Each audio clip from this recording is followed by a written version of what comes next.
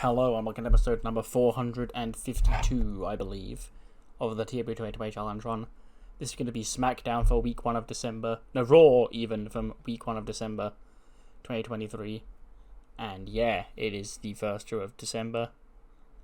And tonight, the main event is Titus World Records finally taking on Imperium for the Raw Tag Team Championships after months. It feels like months, but it is weeks of teases and, calling out the champions. And a whole lot more. We found out our first main event of the first pay-per-view of 2024 last week when Drew McIntyre and Cody Rhodes was announced for New Year's Revolution. And tonight, Edge is back, and he'll be speaking about Christian for the first time since that betrayal back at SummerSlam. So without any more further ado, let's jump straight into the show. Edge is the first man out. And he goes, so, it's been a long, long time since I came out here with a microphone in my hand and spoke to you guys. Last time I'd have been out here would have been before SummerSlam. It'd been in August, that was 4 months ago. And heading into that match, I was teaming up with my mentor, my original mentor here in WWE as part of the Brood in Gangrel. And I was teaming up with my best friend. I was teaming up with Christian. And Christian, he did a lot of damage that night, but none more so than the damage he did to my soul and my heart. It'd been 20 years since me and Jay had fought. And I wasn't ready to go down that rabbit hole again. Because I came back in the Royal Rumble 3 years ago when I made a vow that I'd end my career on my terms, and my end of my career was coming. It still is. And Jay, Christian, he tried to take that away from me. Then came Survivor Series, Toronto, my hometown. I couldn't think of a better place to make my return to WWE. And there, standing across me in my hometown, is my best friend. And what does he do when we meet each other in the ring? He runs away and gets himself counted out. Now, I know what you're thinking. That was very cowardly of Christian to run away and get counted out like that, but I actually thank him for what he did. Because Christian, Jay, I don't want to fight you. I know you did what you did and you've said what you've said since I left. But this isn't happening. Whatever your problem is, we can get through it like we've got through every single problem we've ever faced before. It's me and you. Man to man, friend to friend, brother to brother. Get your ass out here.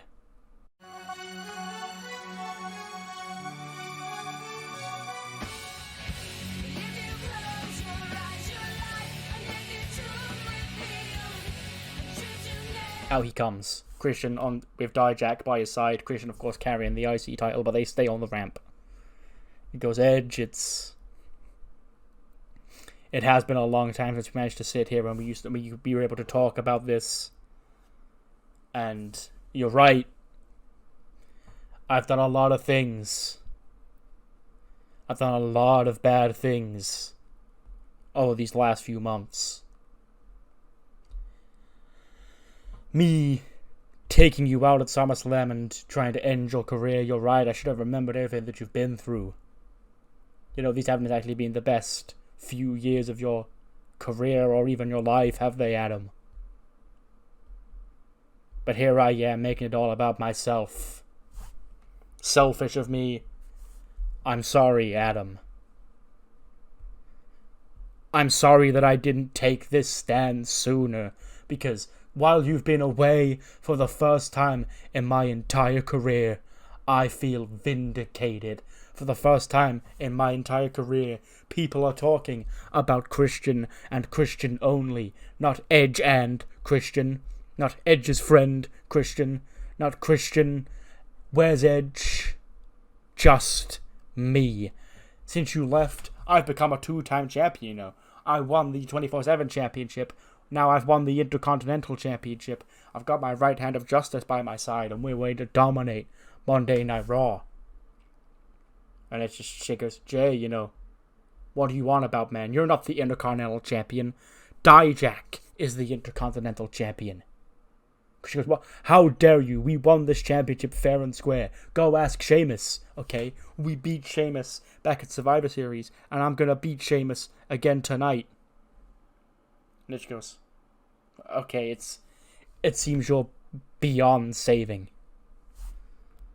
It's fine, Christian. I tried to save you. I tried to come out here and make things right between us, but you're clearly not interested. Sort of that. I still have a lot of names I would like to face before I call it my quits on my career, which was approaching, and still is approaching, probably even faster after you did what you did at SummerSlam. So, I don't want to fight you. I won't fight you. Because you're my best friend, Christian.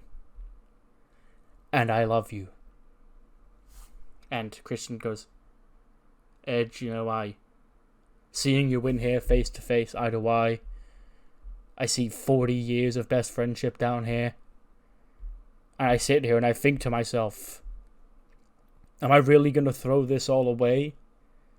Just so I can walk around here and pretend to be the Intercontinental Champion? Am I really going to throw this all away just to make a statement at the age of 50 that I can still live my best life and act like I did when I was 25 with you? Adam, I'm sorry.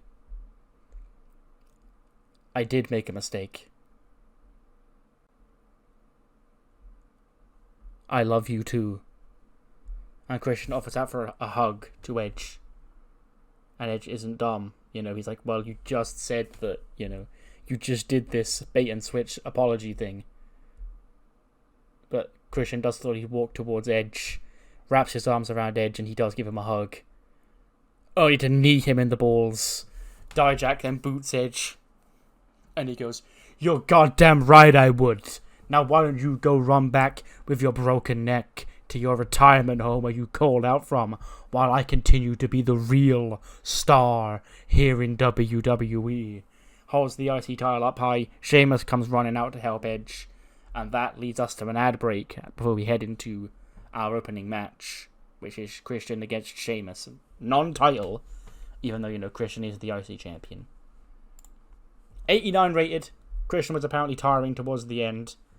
But in 15 minutes and 34, Christian does defeat Sheamus using the ropes for leverage. He cheats to beat Sheamus. Sheamus gets a 78, 86 for Christian. And yeah, cheating win for Christian here tonight to kick off Raw. After, you know, we need Adam in the balls. And Dijak left him laying with that big boot. We then head back to the women's locker room. Danny Jordan's there with the Platinum Princesses. And Mandy Rose walks in and goes, can you believe, you know, that Tanya Breeze?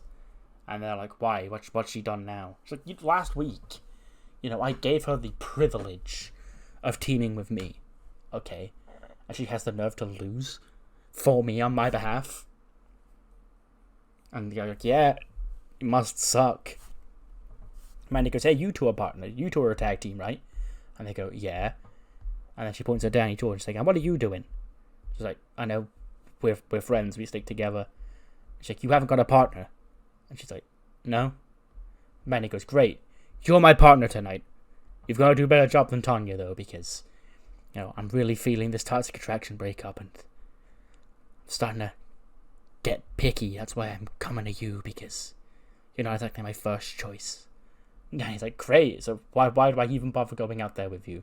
Just because, if we hit it off, you get to say you're partners with the great Mandy Rose. Mastermind of Toxic Attraction. Perhaps this could be the new Toxic Attraction. She goes, fine, whatever. I'll be your partner tonight. So Mandy Rose's quest for a tag partner continues. Turning to Danny Jordan tonight. Let's see how that ends up. We then get an interview. Kathy Kelly's with Carmelo Hayes. He says, Carmelo Hayes, last week you had a lot of, strong words for Rey Mysterio of all people. He goes, I gotta check myself, Kathy, I do owe Rey an apology. Because you see, Trick Mello Gang, me and Trick, we were best friends. And I did what I did leaving SmackDown for Raw to better myself because, you see, I saw what was happening here. I ain't gonna sugarcoat it, okay? Me and Trick, we've been for those SmackDown Tag Team Championships and we came up short. And I could see, there was a bit of a miscommunication between us. So, I didn't want to get in his way. And I didn't want him to be in my way. So, for the good of Trick Mello Gang, I took myself to Raw away from him. Okay? But then I found out that somebody laid him out. And obviously I'm going to be emotional because that was me and Trick's last night on the same roster together. I blamed Rey Mysterio. And Rey Mysterio was obviously innocent. That's when Grayson Waller just comes skipping into frame. He goes, alright lad, how are we holding up here? Last week you sorted out that bum Rey Mysterio. Mello goes, actually, Rey Mysterio, I apologize to him, he's not the guy who attacked Trick. He goes, what? But it had to be him, After all the abuse he's given Dirty Dom all his life, he's got to be the prime suspect for something like this. He goes, listen, Waller, I don't even like you, I don't even know why you're here. He goes, listen, they all said that to start with, and then everyone comes around to Grayson Waller. But what I've got here is a short list, lad, Every single name on this list is a suspect for who attacked Trick Williams, okay? You've got the Raw guys who were over there, the guys like AJ Styles, Finn Balor, Randy Orton. And there's even SmackDown guys on there, lad, like Kevin Owens, Sami Zayn, those guys, you had beef with them, right? The Creeds. There's a whole lot of people on SmackDown you made enemies of as well. Any one of these people could have attacked Trick. And then Hayes just goes, it could have been you. He goes, what? I wasn't wasting my time going to SmackDown. I wasn't booked on Survivor Series. Okay, because, Batista, he's got a bit of a weird thing against Grayson Waller. It's fine. But I'm not going to fly myself up to Canada if I'm not booked. That's the biggest alibi I've got as to why it is absolutely not Grayson Waller who attacked Trick Williams. That's when AJ Styles and Finn Balor walk in. And AJ just snatches the list. He takes a look at it, he goes, nice list. Go, I see our names are on here. And he just, aggressively shoves the list back into the chest of Grayson Waller. He goes, you got something you want to accuse us of? And Mello just gets in AJ's face, he goes, maybe I do. And he goes, great. Because don't forget who put you on the map, kid. Don't forget who made you famous. And he goes, oh, I will. It was me. One and only me. I remember the stepping stones I stepped over to get to the top, though. And AJ goes, great. Well, if that's how you feel, tonight, let's see if you can still step over this stepping stone. And then Finn Balor and AJ Styles walk off. And then Carmelo just shakes his head, and Waller's there like, I think they're prime targets, lad. I think they're prime suspects. It was definitely AJ Styles. 75 tag match, sure. Avery and Ariana Grace are very quickly becoming competent at being a tag team because Ariana Grace became a funny character for me to book, whose bit that I like. So she started getting a lot more matches. But yeah. Roxy and Kyrie do win. Roxy pins Ariana with the Pop Rocks in 8 minutes 1.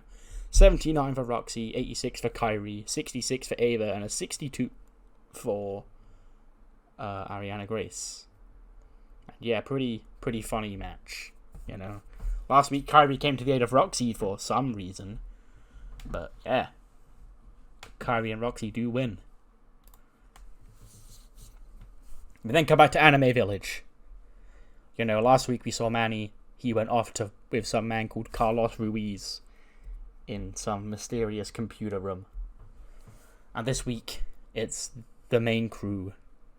Well, not the main crew. Manny is part of the main crew, but everybody that isn't Manny in the village.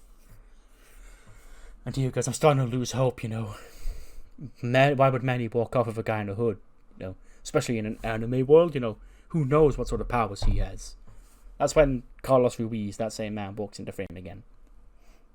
And he goes, pardon, I don't mean to interrupt. You guys are my wrestling academia, right? From WWE Raw. And Dio goes, who's asking?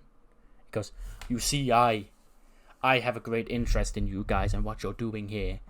And I actually know where your friend, Manny, is. And Dio goes, and why should we believe you? He goes, because, you know, I know who has the pendant.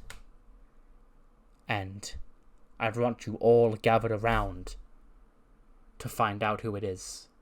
I need all of you there. Well, most of you.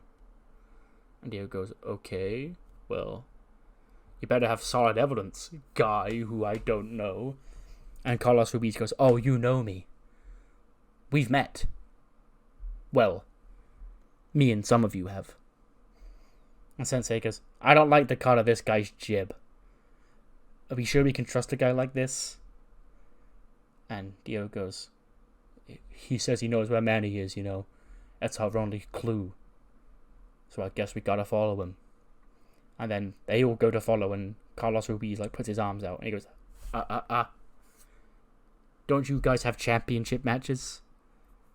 And Sensei goes, I mean, not last I checked. And Carlos Ruiz goes, oh, no, I think you do.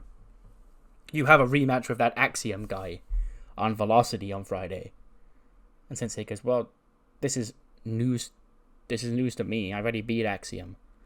And Carlos goes, oh, no, trust me, you need to go and get ready for that championship match. I'll fill the rest in on the hints. And then Sensei goes, okay, well, have fun, I guess, you know, text me the deets. And Sensei leaves to go get ready for their cruiserweight title match. And then the rest of them follow Carlos Ruiz. Then see J-Flow. They're in their locker room, performing Christmas hits, you know, practicing Christmas hits. The J-Flow Christmas special. It's not going to be an actual album, because I'm not feeling very Christmassy, because it's currently December 30th. And it is the biggest, you know, of the entire year for me, because I loved the Christmas special last year, but I'm not going to be in the mood to do a proper one this year. It'll be a lot like Halloween. But that's when Malcolm Bivens, of all people, bursts through the door. He goes, enough, turn that ruckus down.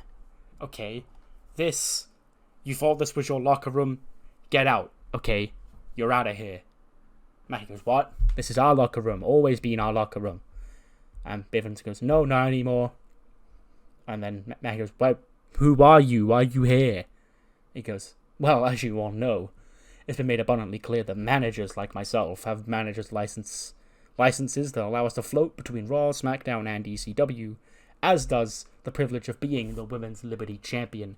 And that is why the bad bitch, Jade Cargill, owns this locker room right now. Mackie goes, no, our locker room, see? Instruments, microphone.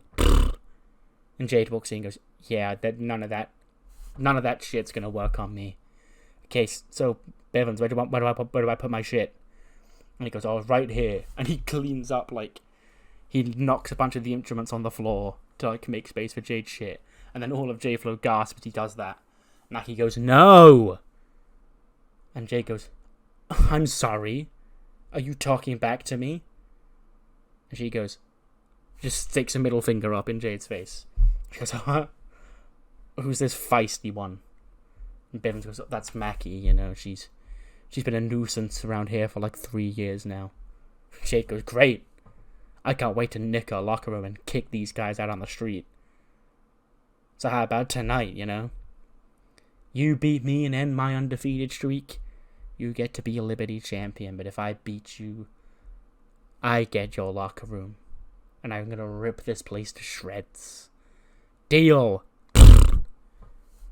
So yeah, Liberty Championship later on tonight. Just Mackie against Jade Cargill for the Liberty Championship. Should be a hoot. Oh my god. 89? Really? For Tyler Breeze versus Chad Gable? Nice. They have great chemistry. But it is the third win for Tyler Breeze since his return. He defeats Chad Gable with underhanded tactics in 13:34.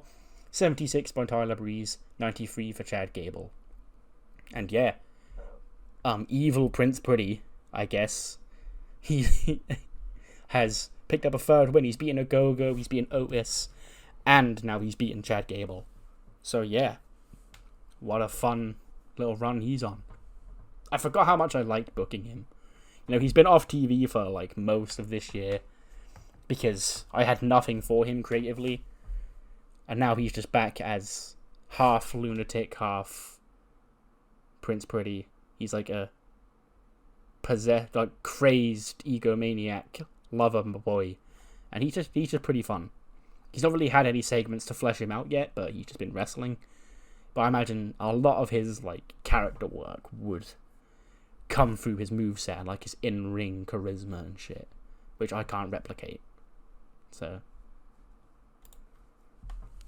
and see Kyrie and Roxy walking backstage. And Kathy Kelly goes, you know, girls, congratulations on your big win earlier on tonight, but I've just got to ask, Kyrie, why did you come to the aid of Roxy last week? And Kyrie goes, Roxy beat me at Unforgiven. Roxy earned my respect. So when Roxy was in trouble, I come to make the save. Because it's great to have someone like Kyrie by my side, because, you know, she's one of the most decorated women here on Raw. You know, and when I'm going to get my rematch with Jade Cargill and get my title back, and we can become tag team champions, and Kyrie can be the WWE women's champion, and then we can have all the titles. And it's like she looks up off screen, but she's looking up at Rhea Ripley, who's looking down on Roxy. He just laughs and goes, you two? Okay. Listen to your old mentor, okay? You don't want to mess with mommy, okay? Every single woman on this division has dared step up to me. I've put them all down. And a pipsqueak like you certainly has no chance. I'll break you in half like a twig. And Kyrie steps in and goes, leave her alone. And Rhea goes, oh, someone's daring to put themselves up first. Okay. It doesn't matter which one of you is first. You're both equally as likely to be destroyed. See you next week, princess. And then Rhea walks off. So it seems that Rhea and Kyrie, you know, set for a women's title match next week. We then get a quick vignette. It's Zoe Stark and Sol Ruca just chilling, you know, backstage last week. And I go, you know, since we came here to Raw, we've not really had the best of luck in terms of winning. And Sol goes, yeah, you know, it's like I still don't even really know that much about you and your life. And so he goes, yeah, you know, ditto. So what do you get up to? And then we get a funny montage of like Sol Ruca in the gym doing all of her like insane like gymnastics tricks, like spinning in midair, landing on one foot and all that shit. And Zoe's there just like, okay, no, I can't do that. And she does flip. Zoe would do like one forward roll or some shit. And Sol goes, no, you're going to put your heart into it.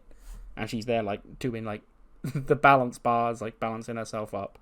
And Sol goes, yeah, I'll pass on that one. But see, you know, I feel like, you know, seeing you in action, you know, I know all about you now, Sol. So now it's time for you to learn all about me. So yeah, you know, character bonding exercises. Sol Ruca, Zoe Stark. I need to give Zoe Stark some personality because she has zero.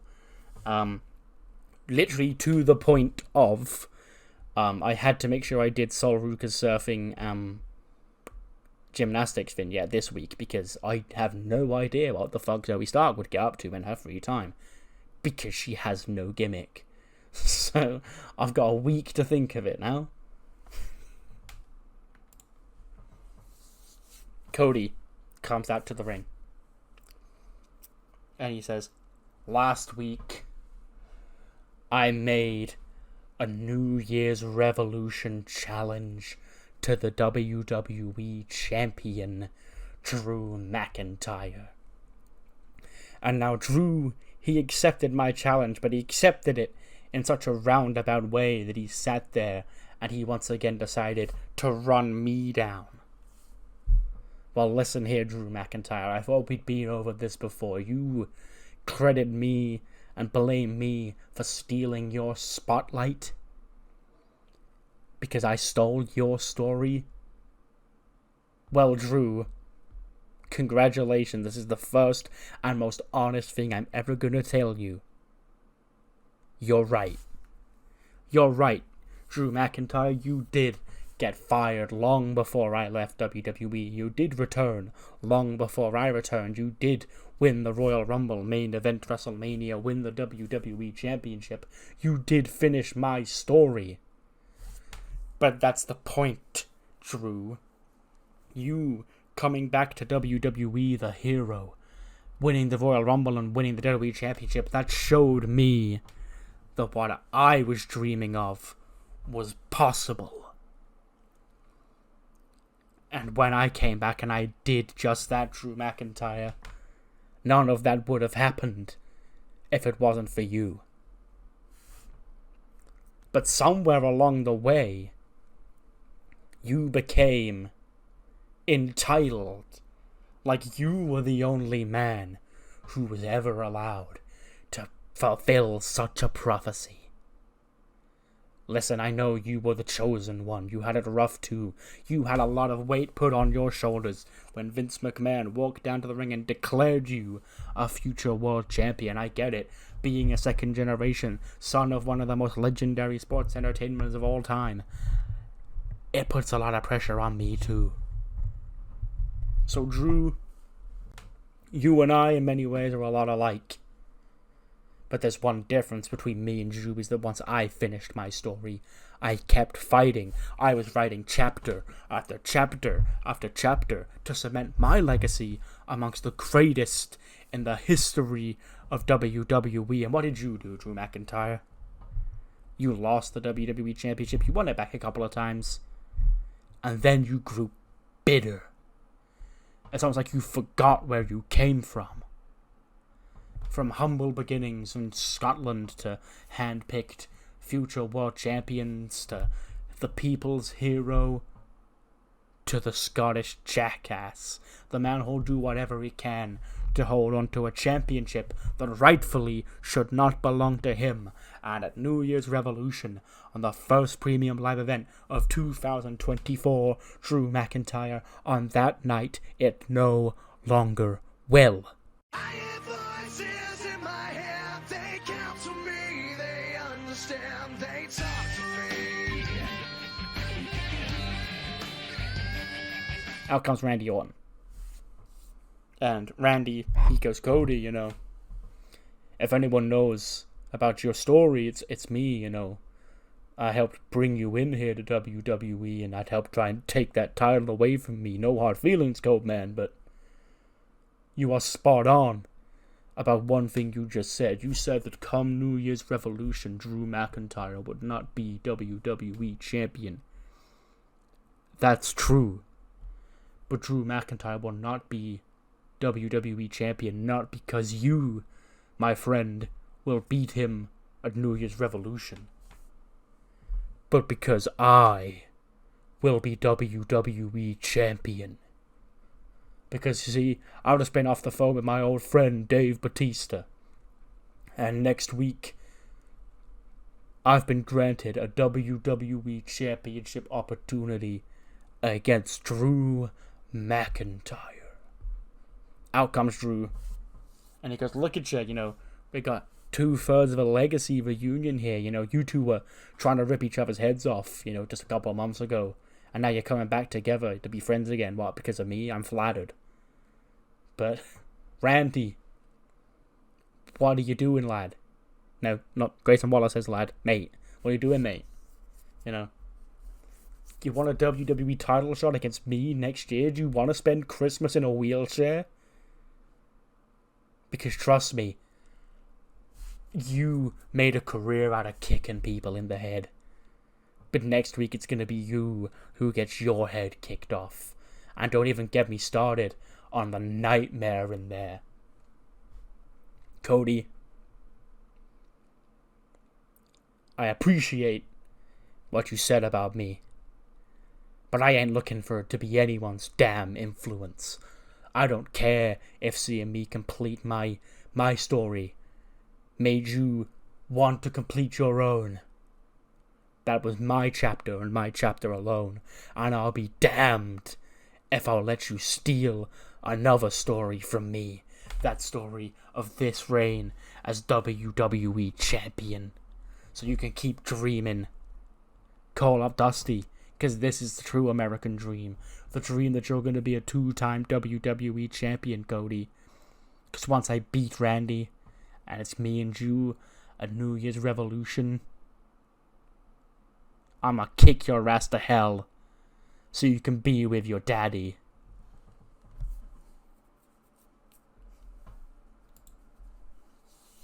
And then get a sit-down pre-tape interview. Batista's in the middle, Sasha and Bayley are there, you know, talking about last week. Because, ladies, you know, last week you had another main event of Raw, you know, fitting of those classics that the two of you had during your time in NXT, you know. The beginnings of, you know, the 4 Horsewomen. And, you know, here we are, 8 years later, and you two are still on top of the division. You know. So, you know, what's going on? Sasha goes, you know, last week it was good, you know. Getting the chance to main event Raw against my old rival Bayley once again. It reminded me of, you know, that night in Brooklyn. You know, that's become iconic because me and her, we had what some people deem the greatest women's match of all time. Some people would argue that it's Asuka versus Io at SummerSlam, but who am I to, you know, make a comment? Anyway. And now sharing a ring with Bayley, even as much as I may not like her now, after everything we've been through, it brings another side out of my game. And Bayley, this is the biggest compliment I'm going to give you. You were the better woman last week. Just like you were the better woman in Brooklyn. And Bayley goes, you know, normally I'd come out here, Dave, and I'd see Sasha, and she'd infuriate me, and I'd laugh at her obnoxiously. But tonight's different. Tonight, it's about going down memory lane and reflecting on the good times and how last week those times came back, even for a split second. It felt like me and Sasha were back in NXT, back in the 4 Horsewomen, back in the Boston Hug Connection. And Batista goes, well, that's actually, you know, my point. You know, after the match, you two shared a rather strange moment. You know, it's almost like a silent sign of respect. You two just stared across the ring with each other, and you sort of gave each other your acknowledgement without actually saying a word. So, I'm here to ask one question. Are we gonna see the Boston Hug Connection, the Golden Role Models, teaming again? So Sasha just gets up and goes, this interview's over. She just walks off. Bayley goes, yeah, I'd better go too. And she also walks off, and Dave's like, what? Was that something I asked? 75. Hey, I found another partner that damn Andy Rose doesn't work with. But yes, Tatum and Ivy again pick up the win. Tatum pins Mandy Rose again with the Pax Plex in 9:21. 75 for Tatum, 70 for Ivy, 61 for Danny Jordan, 63 for Mandy Rose. This quest for finding a partner for Mandy is going about as well out of kayfabe as it is in it. But yeah, 2 partners, 2 defeats. And yeah, Tatum and Ivy, 2 wins in a row. That can't be undersold. We then see Pretty Deadly and Brooks Jensen are in, sexy Christmas attires. And Tanya Breezer's there taking the pictures, going, this is great, for the December Christmas collection and the December calendar for 2024 for the maximum male models. This thing's going to fly off the shelves. Okay, now say cheese. And then we turn around and Gargano and Ciampa are in the background. It's like, what are you ugly little gremlins doing in my shot? She goes, ugly little gremlins? He goes, Candace says I'm pretty. And Ciampa goes, you are pretty, Johnny, you are. Anyway, we didn't mean to interrupt your little photo shoot here, and we'll leave. It's just... Aleister Black last week, he got to Johnny, and we really needed to, just blow off some steam, so I thought bringing him here would cheer him up. And Tanya goes, well, you fought wrong. Okay, I take these very, very seriously, and you two are ruining my beautiful trio of beautiful models. And then Brooks Jensen walks up. He's got, I imagine the look is, he's got the dress shirt tucked into, underwear. And he's got, socks up to his, shins. He's got the glasses on. He's got that shitty mustache. He's got the mullet in a ponytail. And he goes, what she's saying is that you guys should leave because you're not pretty enough to be maximum male models. And Ciampa goes, trust me, we're not interested. And then he walks off. We then see Batista. He catches up with Rhea Ripley. He goes, Rhea, I know you've been wandering around here thinking you've got no competition left. And she goes, thinking? I'll try knowing. She goes, yes, I hear you, but earlier tonight I saw you and Kyrie, challenge for next week for the WWE Women's Championship, and I like that match. You see, you and Kyrie, you're supposed to face off back at Evolution before, Sasha got added to the Matchmaker Triple Threat because of some injuries. So it's time we finally get you and Kyrie one-on-one, and we're going to get it next week. Rhea goes, great. Enjoy watching another one of your women get dismantled by me. Soon you're going to have many left, Dave. Oh, and tell little Roxy that if she dares try get involved, she's next.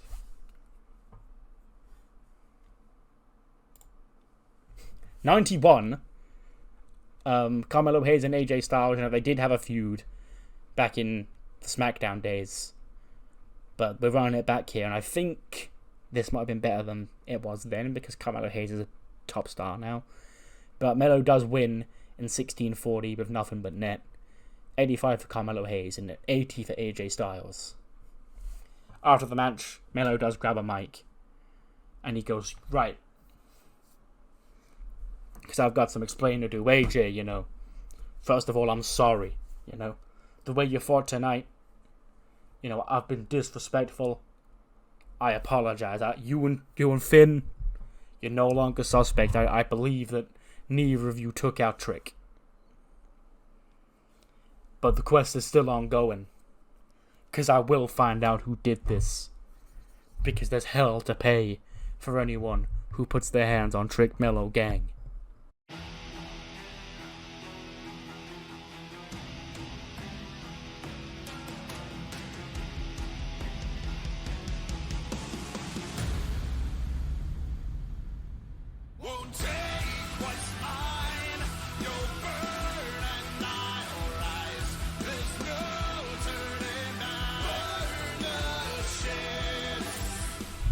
That's when out comes Baron Corbin, of all people. And he goes, Mello, you're looking at the wrong people.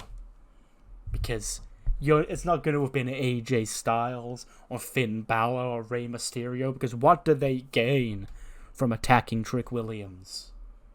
And he goes, are you serious right now? He goes, they were Team Raw guys attacking a Team SmackDown guy. He goes, I knew you were going to say that, but now hear me out. Mello, at Survivor Series, you got your ass whooped by Brock Lesnar. Okay. A Brock Lesnar who shouldn't even have been in that match. He was only in that match because Nick Aldis gave him a phone call. Okay. Now answer me this, Carmelo Hayes. If that was Trick Williams in that match and not Brock Lesnar, would you still have lost? Think about it. Why would Team Raw want to trade Trick Williams for Brock Lesnar? That's like trading Carmelo Hayes for Baron Corbin. So anyway, I understand you're here on Raw, and you're going to keep doing your thing here on Raw, but Trick, if he wants to find out who actually took him out, he might want to try looking at Team SmackDown. Melo goes, you haven't been around here often, Corbin. Where have you been these last couple of weeks? Maybe it was you who took out Trick because you're jealous that we're getting spotlight while your bum ass is going into irrelevancy. Corbin goes, irrelevancy, huh? We'll see who's irrelevant next week. Yeah, Baron Corbin, Carmelo Hayes next week. Should be. I actually do reckon that will get a blue, because Corbin's good enough to be carried to a blue. We then see Edge. You know, he's beaten up. He's hobbling, but he meets up with Kathy Kelly, and she goes, Edge, you know. And he stands up and goes, give me that. And he goes, Jay, Christian, whatever you want me to call you. I see it in your eyes. You see fear when you look at me. Because you know, never in your life have you had to deal with this side of me, because you've always been a long, long way away from the rated R superstar side of me. I'm not going to fight you, Christian. I refuse. But I will fight your little right hand of justice. Your little henchman. The true Intercontinental Champion. So Dijak, if you're a real man, and you're not just Christian's bitch, bring your ass and your championship to New Year's Revolution. Because I fancy ending my career as Intercontinental Heavyweight Champion.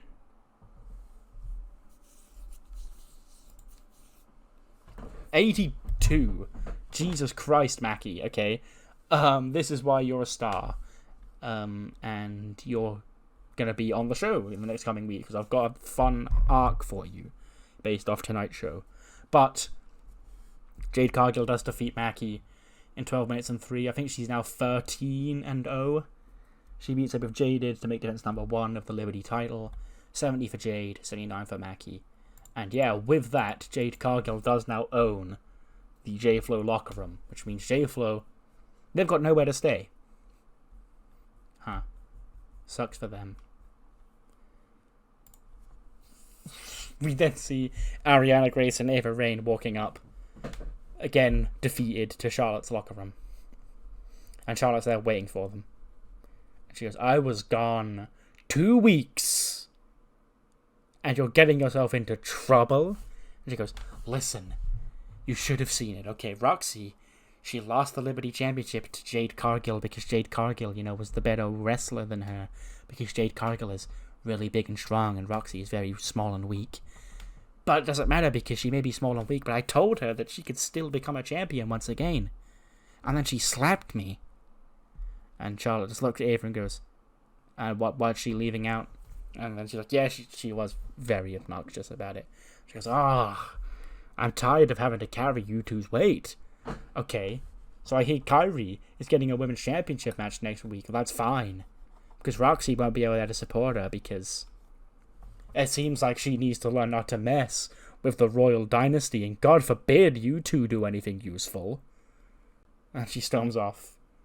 And Ariana goes, I think she's angry at us. And Ava goes, yeah, us.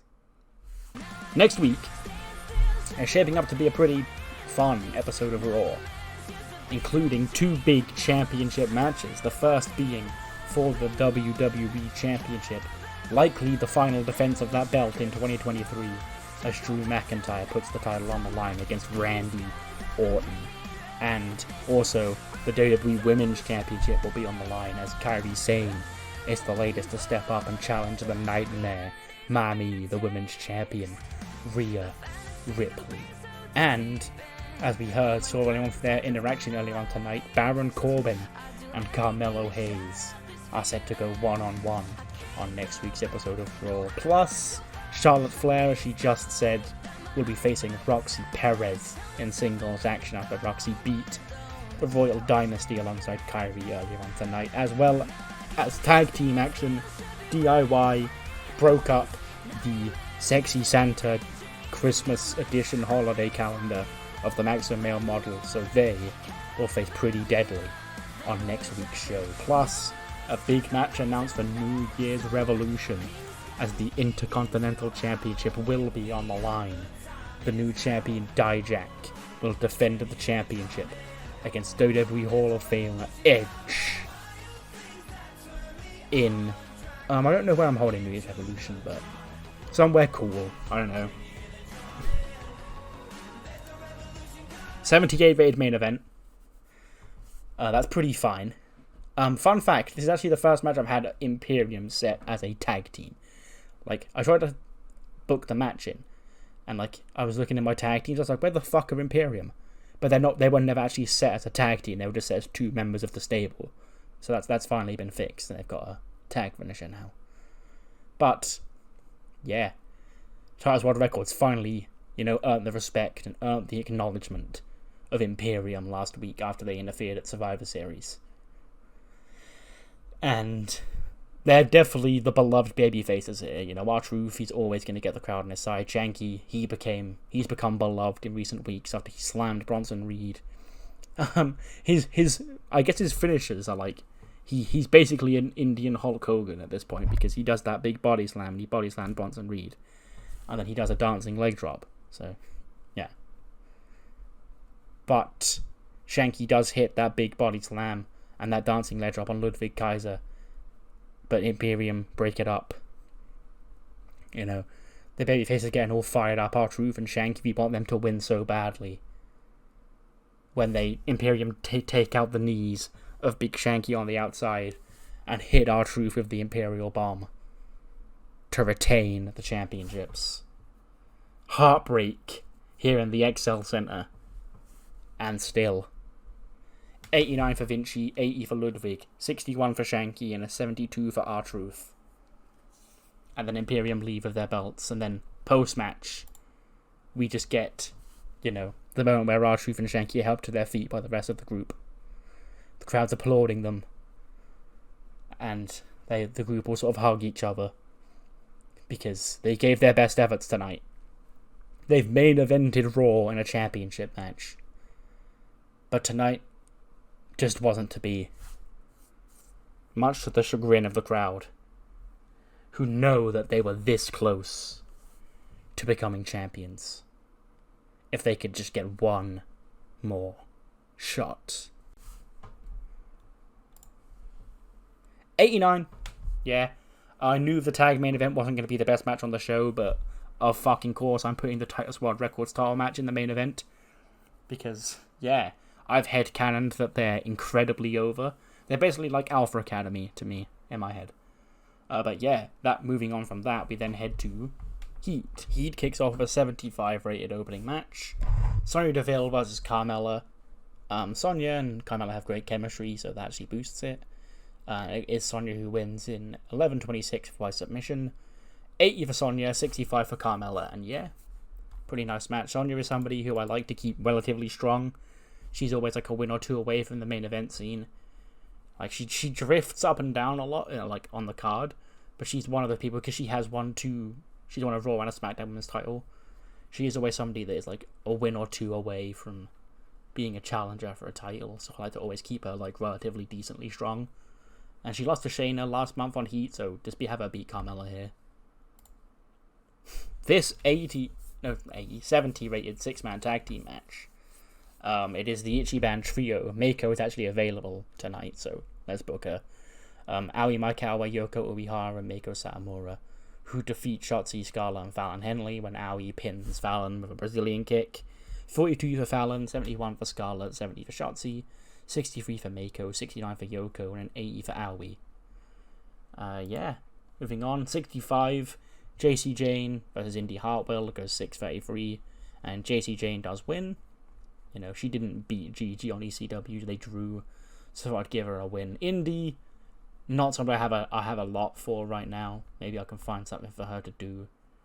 57 for JC, 62 for Indy Hartwell. And then our main event also gets a 70. It is Liv for Battle, who have been in desperate need for a win. Finally do get one. They beat Double Trouble. Liv pins Kelsey with the Oblivion. 75 for Shida, 67 for Liv, 68 for Kelsey, and a 75 for Anne-Marie Porter. Actually relatively evenly matched between, you know, a team that should be is considered one of my top women's teams, and two women who are still considered young. So, you know, the future is bright over here. But anyway, that ends the show, which gets us a 71. Doesn't really matter. What matters more is what you thought of the show, mainly of Raw. And I'll see you next time for ECW, which I think is 453. Yeah. See you then.